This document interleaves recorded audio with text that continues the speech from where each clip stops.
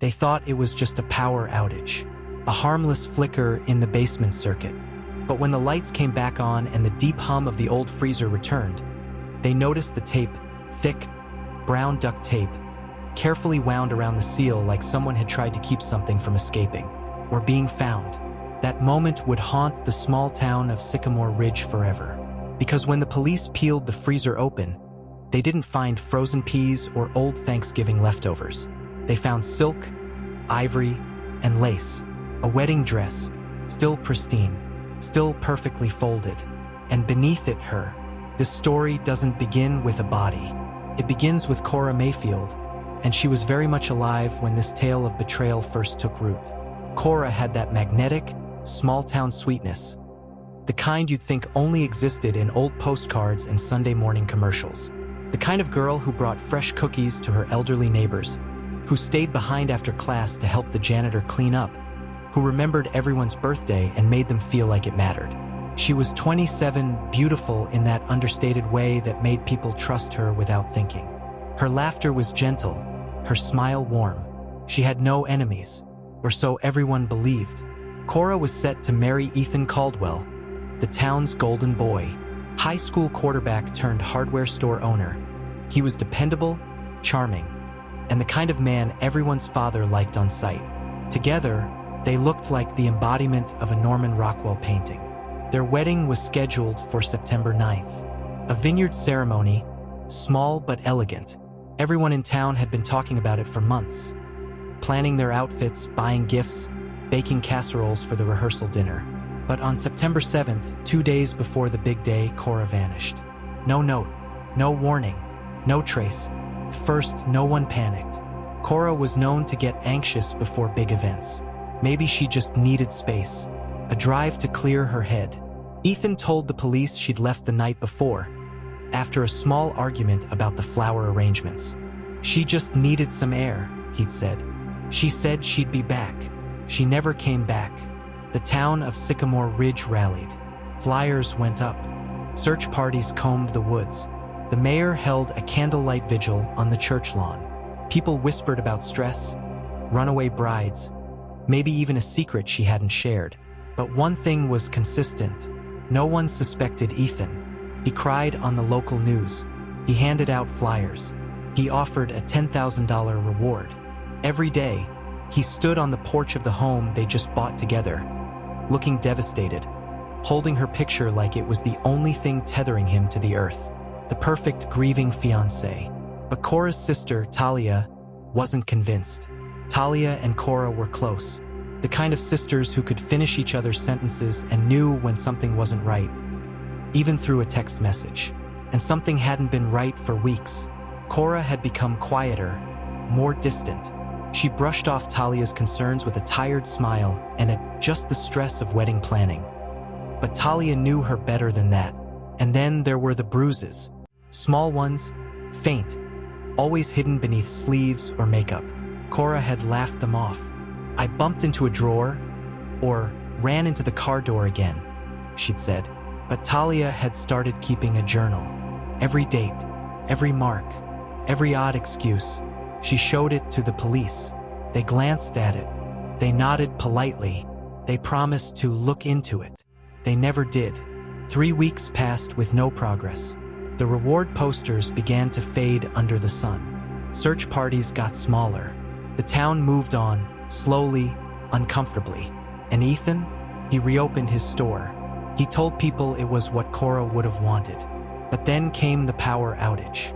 It happened at 4:37 p.m. on a Thursday. A short circuit in the basement of the Caldwell home, where Ethan had installed a backup deep freezer for wedding reception leftovers. He told the electrician. It was an older model, one that couldn't restart without manual reset. When the technician came to restore it, he noticed something strange. Duct tape wrapped around the lid, tight and deliberate. He called the police. What they found inside wasn't just a dress. It was Cora, curled into the fetal position, her skin pale and almost porcelain from the cold, her engagement ring still on her finger. The autopsy revealed she'd been dead for approximately 18 days, which meant she died the same night she disappeared. The town of Sycamore Ridge couldn't breathe. Ethan Caldwell was arrested the next morning, charged with first-degree murder, obstruction of justice, and abuse of a corpse. The trial would reveal a marriage no one saw coming, a motive darker than anyone imagined, and a betrayal so complete it would turn the town's faith inside out. But for now, Sycamore Ridge could only sit with the image that had gripped every front page. A wedding dress in a freezer, fairy tale sealed in ice, and the haunting truth that sometimes the ones who promise forever are the first to kill it. It had rained the morning of his arrest. Not the violent kind, but the soft, almost apologetic drizzle that coats everything in quiet tension. The type of weather that should have gone unnoticed, except on that morning, in the small town of Sycamore Ridge, everyone noticed everything. By 7:12 a.m., the hardware store was still shuttered. By 7:15, 5 unmarked police cars had boxed in the property. At 7:17, Ethan Caldwell was pulled from the back exit in handcuffs, eyes hollow, hair unkempt, still in yesterday's clothes. The man who once stood as a pillar of their community, who sold paint to new homeowners, light bulbs to retirees, and advice to every kid trying to fix their first car, now stood as the face of betrayal. The news traveled like fire through dry brush, and within an hour, the missing person posters with Cora's smiling face began to disappear. Now, the headline was, "Cora Mayfield found dead, fiancé charged." The interrogation room was cold, sterile, and silent. Ethan didn't ask for a lawyer at first. He just sat there, hands folded, mouth tight, eyes darting between the metal table and the one-way mirror. When Detective Marla Bishop walked in, Sycamore Ridge's only homicide investigator, he barely acknowledged her. But she'd seen this before. The kind of silence that didn't mean innocence. The kind that meant calculation. "Where did you get the duct tape, Ethan?" she asked quietly, clicking her pen. He didn't respond. She placed the autopsy report on the table. Cora didn't die right away. She was hit once hard, left with a skull fracture.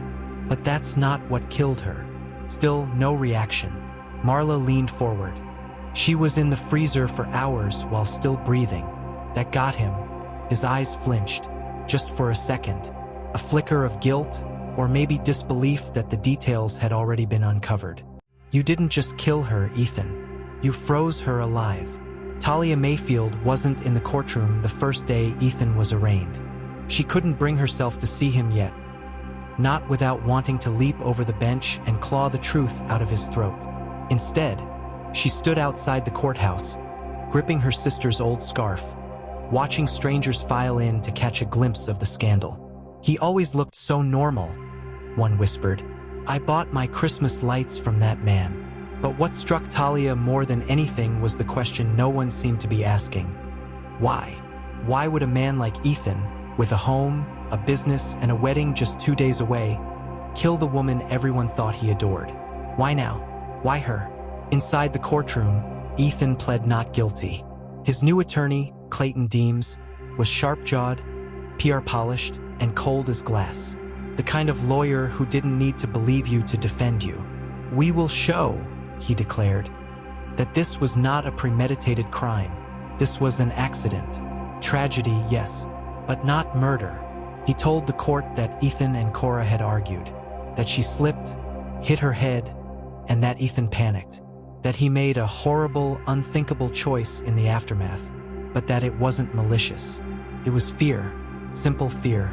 But nothing about a duct-taped freezer said simple, and nothing about a woman left to freeze while still breathing said accident. Talia, finally in the gallery the next day, listened as the prosecution laid out the beginning of what would become a harrowing timeline. Security footage from a nearby gas station showed Cora's car returning home the night she vanished, but no one ever saw her leave. Receipts showed Ethan buying duct tape and cleaning supplies at 3 a.m. He told the cashier he was preparing the basement for floodproofing. The cashier remembered it because who does floodproofing at 3 a.m.? More damning still, police found Cora's phone hidden in a hollowed-out vent in the garage. On it, a recording, not clear at first, but enhanced audio revealed a scuffle. A voice, hers, saying, "Ethan, please, Just listen to me. Then a loud crash. Then silence. The town turned on Ethan quickly. But what disturbed them more wasn't just that he could do this. It was that he had smiled through it. He had cried in interviews, prayed in public, held Talia's hand at the vigil. He even went on local radio to thank volunteers for not giving up hope. And all that time, she was in the freezer. A friend, a neighbor, a woman he was about to marry. So what pushed him to kill? The answer, the prosecutor claimed, was control. Cora's journal, found in a storage box beneath her dresser, told a story even darker than the town imagined. Pages and pages of subtle fear, of being watched, tracked, second-guessed. He goes through my emails, she wrote, says it's for wedding planning, but I know he's looking for something. I can't talk to men at the store anymore. He gets weird, angry. I told him I might postpone the wedding. He didn't speak to me for 3 days. When he did, he smiled too much. And then, just 3 weeks before her death, he told me if I ever left him, I'd regret it. That no one else would ever want me once he's done with me. Control, not love, possession. By week 3 of the trial, Talia had taken the stand. She described a sister who had started to fade, who wore longer sleeves in summer, who turned off her phone when she visited, saying, "Ethan doesn't like when I text too much." And then, the most chilling part, Talia said Cora had handed her a sealed envelope the last time they saw each other. She told her not to open it unless something ever happens. Inside was a letter, written in Cora's careful script. "If you're reading this, I didn't leave. I would never run from you. Something's wrong. If he tells you I left, don't believe him. Find my dress. It has the answer." The jury went silent, because it wasn't just a note. It was a warning. And the dress, hidden beneath her in the freezer, was what kept the body cold enough to delay decomp. What made police realize the freezer had been deliberately shut with duct tape. What led to the entire investigation. Cora left a clue. Even in death, she fought to be found. Back in the cell, Ethan wasn't speaking anymore. Not to reporters, not to detectives, not even to his own lawyer. He sat, every day, staring at the floor, chewing his lip until it bled. Some thought he was remorseful. Others thought he was trying to figure out how he'd been caught. But one thing became clear. This wasn't a case about love gone wrong. This was a case about what happens when control is mistaken for affection, when silence is mistaken for safety, and when a wedding becomes a coffin. The smell was the first thing that made the new tenants suspicious. It wasn't strong at first, just a faint, musty odor that clung to the corners of the Caldwell home like an old secret. It drifted up from the floorboards at night, especially when the house was quiet. The new family thought it was water damage, maybe mold, maybe rats. But when they called a contractor to inspect the basement, they didn't find anything alive. What they found was a hollow. Behind a panel in the wall, right beneath the stairs, was a small cavity, a crawl space, and inside, tucked in neatly like winter coats in an attic, were boxes. 6 of them, labeled in Ethan Caldwell's handwriting. But they weren't wedding decorations. They were keepsakes.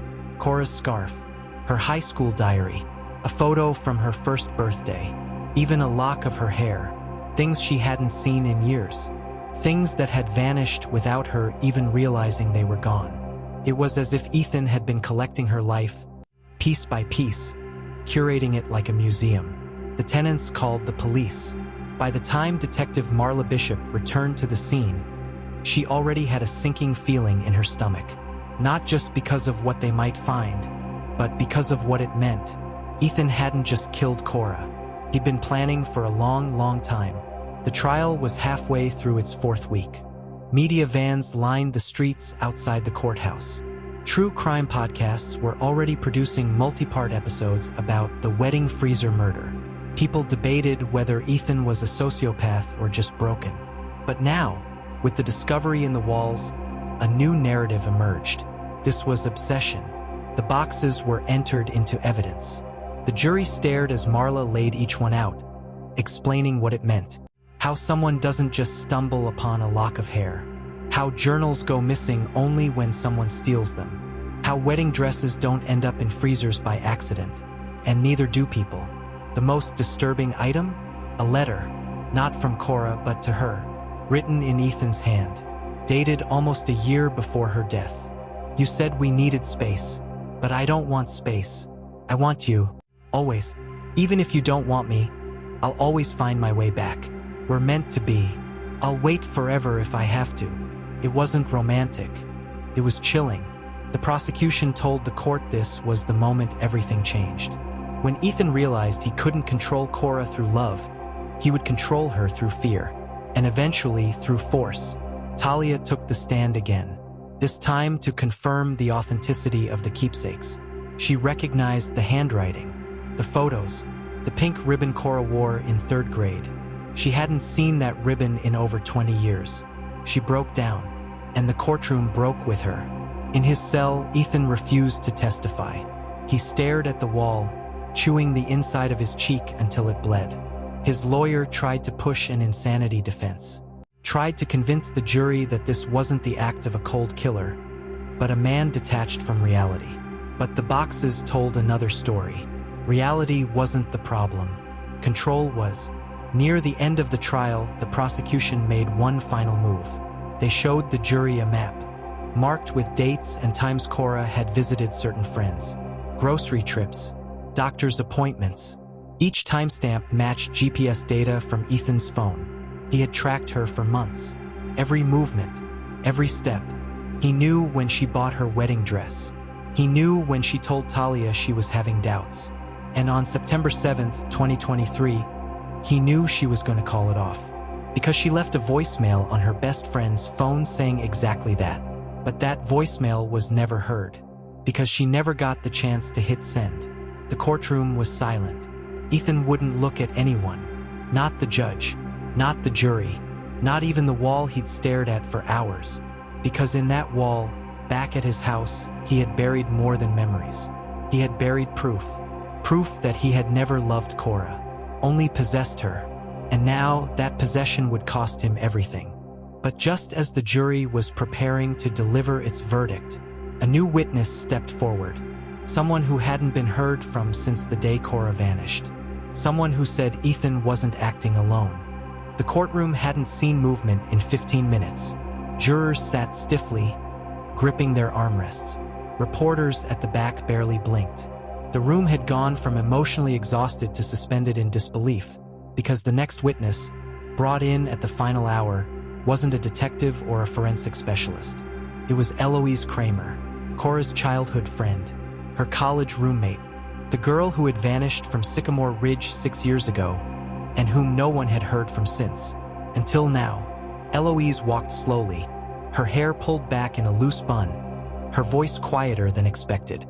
When she was sworn in, her eyes flicked briefly to Ethan. He wouldn't meet her gaze, but she didn't need him to, because what she was about to say would tear apart everything he'd built to cover what he'd done.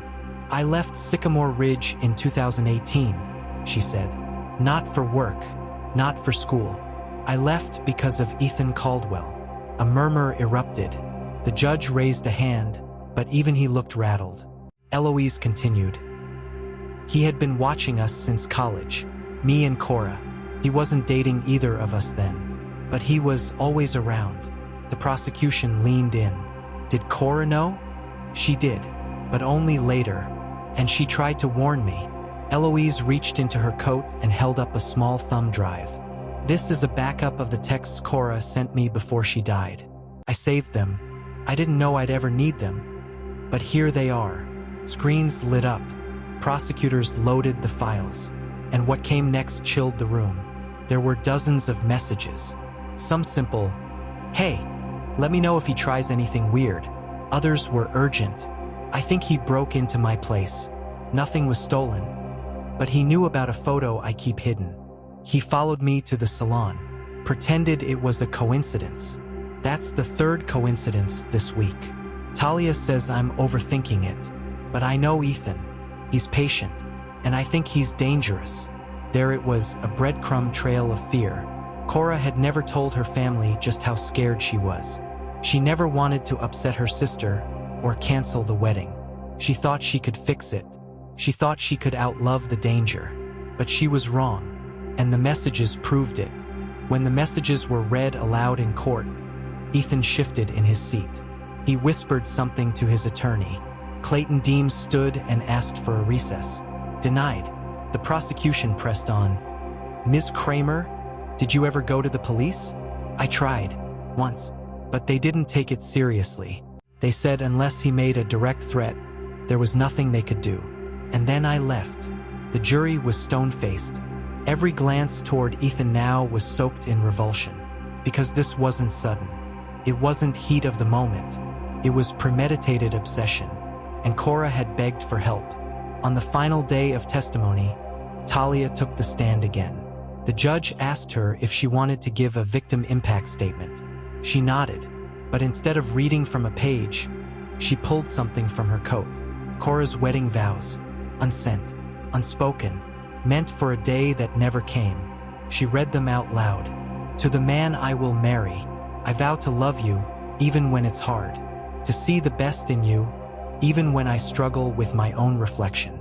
To protect our love like a fire in the cold. I want to build a future that feels like home. Talia stopped. Her voice cracked. She wrote those the day before she died. The silence that followed was so deep, it felt like mourning. Ethan never looked up. The jury didn't need long. Guilty. First-degree murder. Premeditated. With special circumstances. Sentencing. Life in prison without the possibility of parole. The man who wanted to control every detail of her life would now have no control over his own. But the final twist came later. After the trial, a box was mailed anonymously to Talia's house. No return address. Inside was a flash drive, and on it dozens of voice memos. Cora, speaking into her phone, recording her thoughts, fears, questions. One, dated 2 days before her death, ended like this. If anything happens to me, please remember, I tried to get away. I just didn't know how. But if this helps someone else get out, then maybe it wasn't for nothing. Talia clutched the drive like it was a heartbeat, because Cora hadn't just died. She'd left a blueprint for survival, for justice, for truth, and that truth had finally been heard. After the courtroom cleared, after the final gavel fell and the sentence was read, Talia Caldwell sat alone in Cora's old apartment. The silence there was almost violent. A place where Cora's voice still lived in the cushions, the coffee mugs, and the half-filled notebook left by her bed. But it wasn't just grief that kept Talia awake that night. It was the flash drive, not the one with Cora's voice memos, that had already shattered her. This was the other one, the one Cora had given her weeks before she died. The one she told Talia to keep locked away, just in case. Talia had never opened it. Until now, she inserted the drive. Her hands shook. A folder blinked open on her screen. Ethan Archive. Inside, over 300 photographs, screenshots, camera footage, pictures of receipts, notes, emails. Most were dated months, years before the wedding. Cora had been tracking Ethan, even before she agreed to marry him. Not because she was paranoid, but because she didn't trust him. And now, looking at the sheer amount of evidence she'd compiled, neither did Talia. One folder was labeled, The Basement. Talia hesitated, then clicked. Inside were a series of grainy, dimly lit images. Brick walls, a red rug, a cabinet full of files, and then something darker, a photograph of what looked like clothing.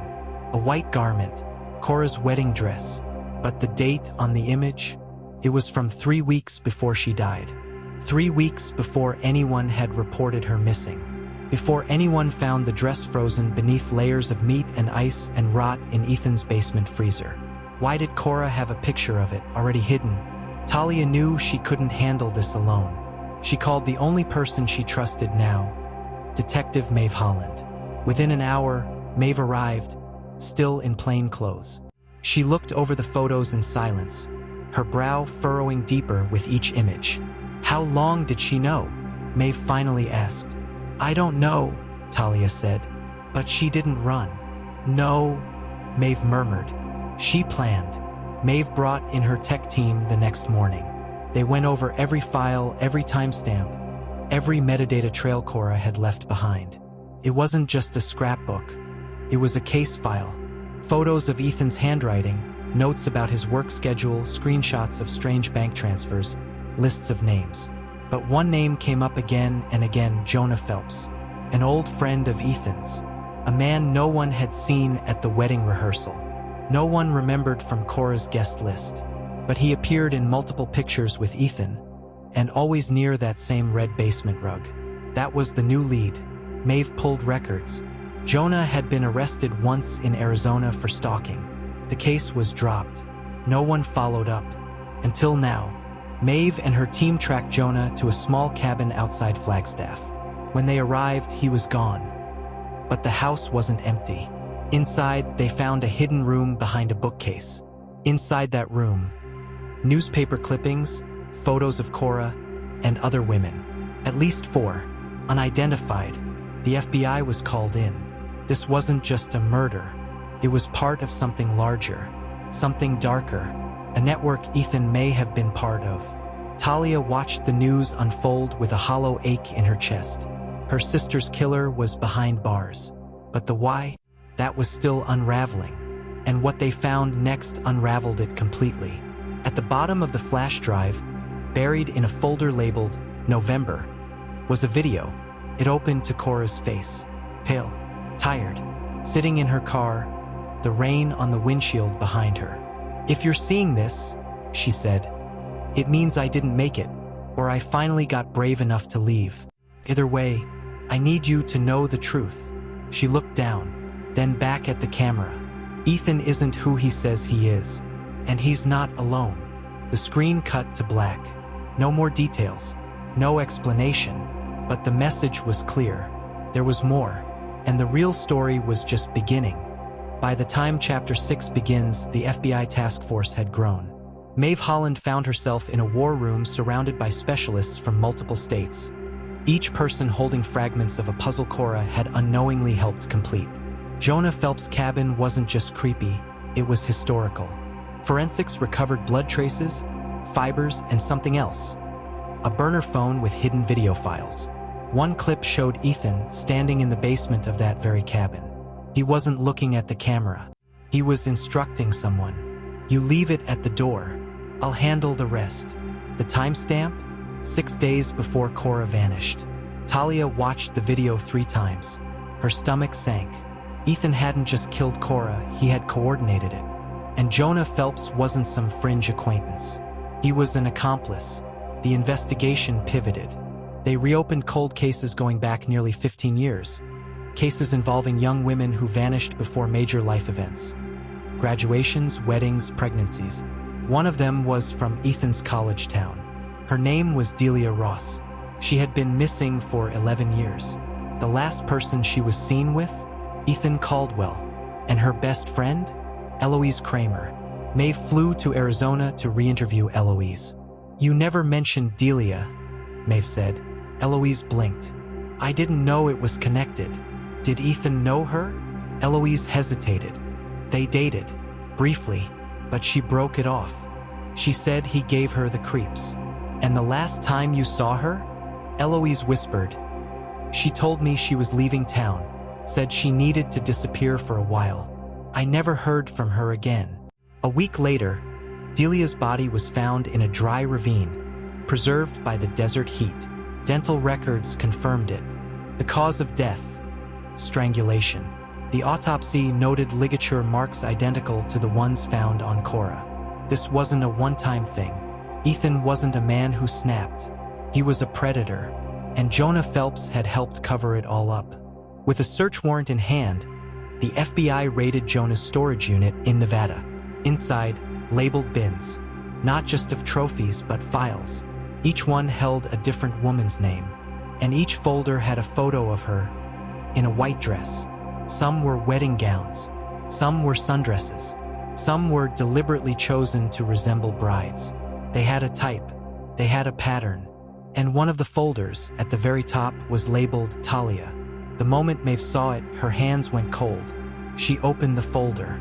Photos from Cora's rehearsal dinner. Talia holding her sister's bouquet. A blurry image of Talia leaving her job one night. Another of her outside Cora's apartment, crying. A note scribbled beside one of them. "She'll be next. If this one doesn't work." Talia read it 3 times. She couldn't breathe. This hadn't just been about Cora. It had been about both of them. Maeve didn't wait. She moved Talia into protective custody. But Talia didn't want to hide. She wanted to speak. She wanted to finish what her sister started. So she went to the press. In a televised interview, she shared the contents of the folders. She told the world who Ethan really was, who Jonah really was, what Cora had uncovered. The story exploded, not just across Sycamore Ridge. Nationally, tips flooded in. Women from multiple states came forward with stories, some eerily similar. Others whispered confessions about people they had once trusted, now under suspicion. Cora had lit a match. Talia threw it into the dry grass, and everything ignited. But Maeve wasn't satisfied. One piece was still missing. One more folder was encrypted, hidden deep in the drive. The password? Cora's birthday. Inside a single file, a video. It showed Ethan, alone, speaking directly to the camera. "I know what this looks like," he began. "But I wasn't the only one." He leaned in. "There's a list. If I go down, I'm taking them all with me." The screen glitched. The video ended. Talia looked at Maeve. "Who's on that list?" Maeve's eyes narrowed. "We're about to find out." Maeve Holland didn't sleep the night she watched that video. She stared at Ethan's face frozen on screen, as if daring her to look deeper, read between the pauses, the shifts in his expression. She had seen confessions before. Boasts, threats, breakdowns, but this one was different. It wasn't a last-minute bargaining chip. It was a warning, and somewhere beneath it, a map. The encrypted file had only given them the video, but it had metadata, an embedded reference number in the file name, R29B5, a code Maeve had seen before, used by the FBI to catalog off-book internal case studies. Cora hadn't just found her killer. She'd stumbled into a black site of buried investigations. Maeve called in Avery LeClaire, an intelligence liaison with high-level clearance. She arrived from D.C. within 12 hours, carrying a sealed tablet and a list of names under federal protection protocols. "This is what Ethan referenced," Avery said. "R29B5 is tied to a former domestic task force, disbanded after multiple lawsuits. It was never supposed to see daylight." Maeve flipped through the redacted names. Most were aliases. Some were marked with death dates. But 5 stood out: no redactions, no aliases. One of them, Judge Raymond Ellis, the same judge who presided over Ethan's initial civil case 5 years prior, involving a former coworker who accused him of harassment. The case had been thrown out. The coworker vanished months later. Another name? Detective Alan Reese, now retired. Then, the lead investigator on a disappearance that matched Delia Ross's timeline, though the case file mysteriously went missing in 2014. And the third, Dr. Camille Schuyler, a forensic pathologist whose name was on at least 4 autopsy reports Maeve had reviewed. She rechecked them. The language in all 4 was eerily similar. Death inconclusive. Further investigation not warranted. "This goes beyond Ethan," Maeve said, looking at Avery. "He was protected. He was chosen." Avery nodded. This was a system. He was one of many. Talia, meanwhile, was recovering in a safe house. But the word safe felt increasingly meaningless. When Maeve showed her the list of names, she didn't flinch. "They were always watching," she said. "Even at the wedding, I felt it. It wasn't just Ethan." Then she pulled something out of her purse. A note she'd forgotten Cora had slipped into her rehearsal bouquet. It read, "If something happens to me, don't stop at him.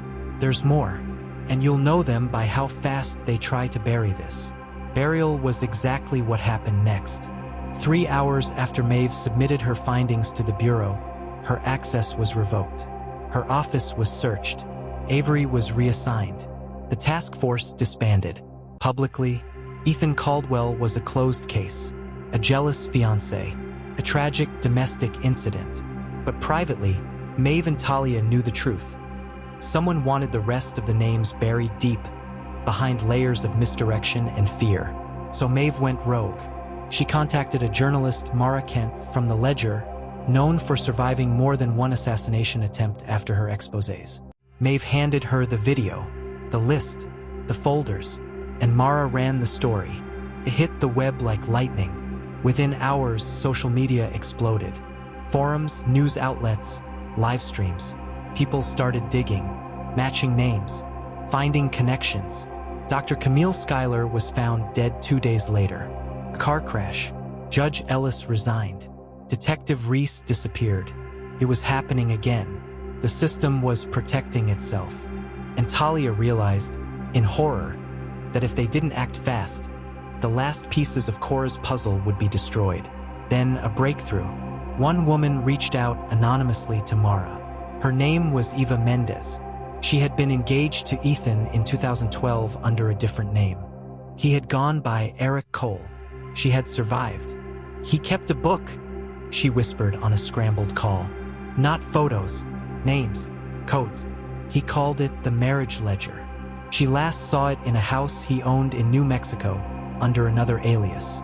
If that ledger still exists, Maeve said, it's the final piece. Talia nodded. Then let's go get it. The drive to New Mexico was long, silent, and tense. Maeve and Talia didn't speak much. The desert stretched endlessly in every direction, and with every passing mile, the air felt heavier, the stakes greater. They weren't chasing just a killer anymore. They were hunting the blueprint of a network designed to erase women like Cora, and the proof lived in a house that looked ordinary on Google Maps, but now shimmered in their minds like a trap. It was just outside Taos, a cabin set deep off a private road, surrounded by scorched earth and rust-colored hills. The kind of place people came to disappear. They arrived just after dusk. Maeve killed the headlights and approached with caution. Talia stayed behind, watching the tree line. Inside, the house was cold, untouched, but not abandoned. There were dishes in the sink, fresh food in the fridge. Someone had been here recently. Maeve searched methodically. Closet, bedroom, floorboards, and then, behind a bookshelf, she found a safe. It was biometric, but taped to the underside was a single sticky note. In death, a man tells the truth. Cora's birthday. Maeve keyed it in. The lock clicked open. Inside the safe was a black leather-bound book. Heavy, worn, no title. She opened it. Page after page of names. Women's names, some crossed out, some with dates, all written in the same careful penmanship. Each entry included a photo, some printed, some clipped from newspapers, and a code. The codes matched the files Cora had found. And in the final pages, Ethan's signature. Not just his, though, others, initials, names, and one line scrawled across the final entry. Phase 2 begins December 1st, 25. Talia read the date over Maeve's shoulder. That was 2 months from now. Back in DC, Maeve and Mara scrambled to upload scans of the book. It was too dangerous to keep in one place. They encrypted it, shared it across whistleblower networks, and slowly stories began to surface. Women from different states started coming forward. Patterns emerged. Whole regions connected by similar tactics, language, disappearances. They were hunting women who challenged men in power. Teachers, lawyers, activists, brides. The ledger proved what Cora had whispered to Talia in her final note. It wasn't just personal. It was policy. On December 1st, the first arrest was made. Not Ethan, he was already behind bars, his trial pending. But Senator Paul Henley, one of the signers in the ledger. He denied everything, then suddenly resigned. 3 days later, a second arrest. Then a third. A ripple became a wave. And Talia watched the headlines grow longer, the interviews more frantic, the country wake up one headline at a time. But she didn't feel victorious. She felt hollow, because Cora wasn't here to see it. At the sentencing hearing, Ethan faced the families of 7 women confirmed as victims. Maeve stood beside Talia. He didn't look at them, didn't speak, until the judge asked if he had any final words. Ethan turned slowly and said, "You stopped me, but you won't stop all of us." Gasps echoed. The courtroom froze. The judge banged the gavel. Life in prison without the possibility of parole. But his words haunted them, because it wasn't over, and it wouldn't be until every page of the ledger was answered. Talia left the courthouse, tears brimming in her eyes. But as she stepped into the sunlight, she looked up. A woman was waiting there, holding a notebook. "I think I was supposed to find you," the woman said. "My sister disappeared in 2019. I read your story. I have a folder. It matches what you described." Talia nodded. She reached into her bag and handed the woman her card. "We're building something," she said. "Not just a case, a movement." Maeve stepped beside her. "We're not done." And they weren't, because the ledger didn't end with Ethan's name. It ended with a blank page, waiting,